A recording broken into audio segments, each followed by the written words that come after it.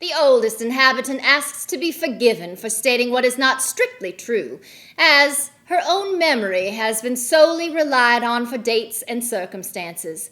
Much of what she shares was learned in the earliest stages of childhood and may naturally be somewhat vague and shadowy.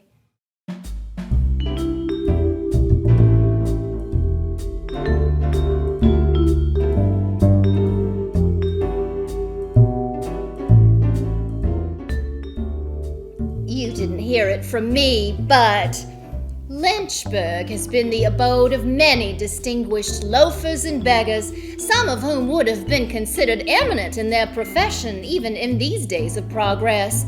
A family by the name of Kidd was the most prominent of this class.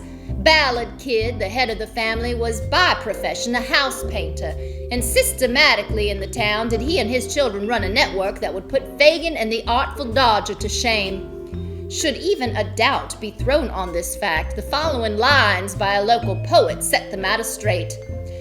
Ballard Kidd, indeed he did, agreed to paint the church, which, when he had done, he thought it poor fun that he should be left in the lurch. The meaning and merit of this particular verse can be left for the viewer to decide.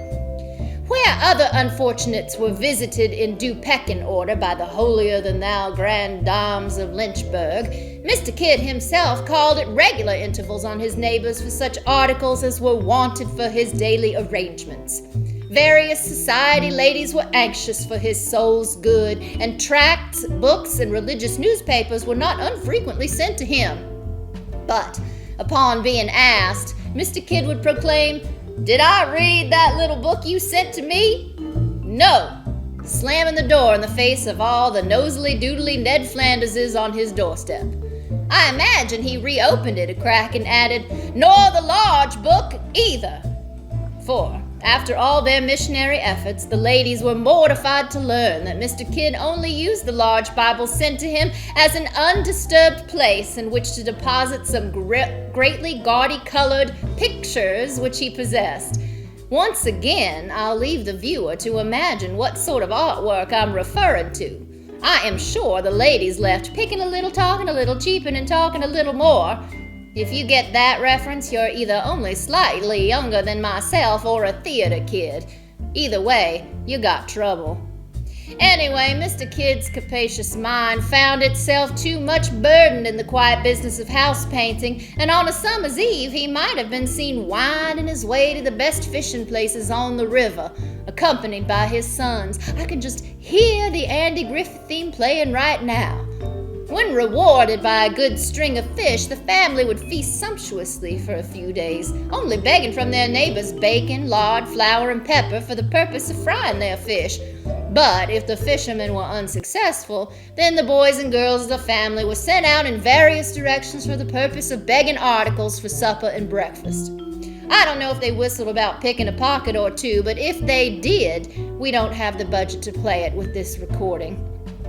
Being very fond of molasses, the kids had their regular days for going out to beg that article. And on molasses days, they placed in the ground a large jug, partly concealing it with sand, and 6 or 7 of the family would take different wards of the town, and upon their later rendezvous, they would deposit their sweet treasures in the earthen vessel. Several of the females of the family were distinguished in the annals of the town as well. Miss Cecilia, having traveled to Richmond at the public expense, spending several years in that large brick building invidiously called the penitentiary. Miss Isabella suffered from ennui, and owing to this particular temperament, she became addicted to the use of spirituous liquors, and often in a fit of absence removing from the counter those articles without paying for them, meaning all that molasses drinking gave her a penchant for rum and sticky fingers. For these offenses, as well as for the disorderly conduct, she was often escorted to jail by her assiduous attendant, that terror of evildoers, Mr. Mason, who perambulated the streets of Lynchburg with a most expressive stick, escorting citizens to the jail asylum for the betterment of the town. As is the case with so many of the ne'er-do-wells of the Hill City, Ballad Kid and much of his progeny now reside in the old city cemetery at the expense of the overseers of the poor, as recorded by George Duguid in his burial records. But that's none of my business.